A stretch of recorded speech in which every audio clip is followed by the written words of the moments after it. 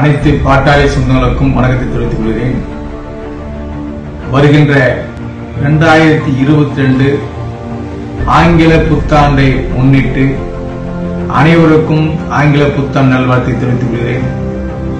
பாட்டாளி சொந்தங்கள் ஒவ்வொருவரும் நம்முடைய குடும்பத் தலைவர் மருத்துவர் ஐயா அவர்கள் நீண்ட நாள் கனவை ஒடுக்கப்பட்ட மக்களுக்கும் நசுக்கப்பட்ட மக்களுக்கும் மிக மிக பிற்படுத்தப்பட்ட மக்களுக்கும் சிறுபான்மை மக்களுக்கும் சம உரிமை வேண்டும் என்று பாட்டாளி மக்கள் கட்சியுடைய நிறுவனர் மருத்துவர் ஐயா அவர்கள் இந்த நாட்டிலே ஒரு முதல்வர் வர வேண்டும் என்று பாட்டாளி மக்கள் கட்சியுடைய இளைஞர் சங்கத்துடைய தலைவர் முன்னாள் அமைச்சர் நாடாளுமன்ற உறுப்பினர் அன்பு ராமதாஸ் அவர்கள் இந்த நாட்டுடைய முதலமைச்சர் வர வேண்டும் என்று ஐயா அவர் கோரிக்கை 40 ஆண்டு கால கோரிக்கை இங்கே நம் அனைவரும் இரவு பகல பாராமல் வருட 2022 ஒவ்வொரு வீடு வீடாக சென்று மக்களை சந்தித்து நம் மக்களை சந்தித்து அனைத்து மக்களும் சந்தித்து வாக்குகளை கேட்டு வருகின்ற 2026 சட்டமன்ற தேர்தலில்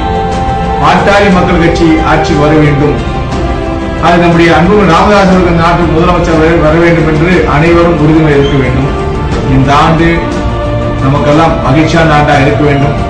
ஒவ்வொரு பாட்டாளி சொந்தம் அனைவரும் ஒடுக்கப்பட்ட மக்களுக்காக எப்படி ஐயா அவர்கள் போராட்டம் பண்ணி கொடுத்தார்களோ, நசுக்கப்பட்ட மக்களுக்கு எப்படி போராட்டம் பண்ணினார்களோ, சிறுபான்மை மக்களுக்கு எப்படி இடஒதுக்கீடு வாங்கி கொடுத்தார்களோ, அதே நம்முடைய மக்களுக்கு 10.5% கொடுத்து பிடிங்கிவிட்டார்கள். அதை மீண்டும் நாம் வெற்றி பெற வைக்க இந்த ஆண்டில் வெற்றி பெற வைக்க வேண்டும்.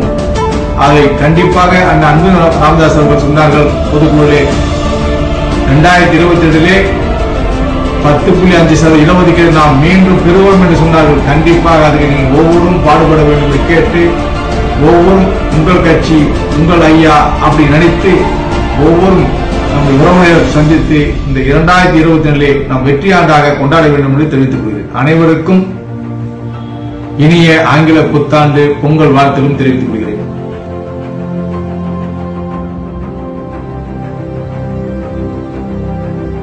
தமிழகத்திலே மிகப்பெரிய சமுதாயம் இந்த வன்னிய சமுதாயம். இந்த வன்னிய சமுதாயத்தை பற்றி நாங்கள் பேசவில்லை என்றால் யார் பேசுவார்?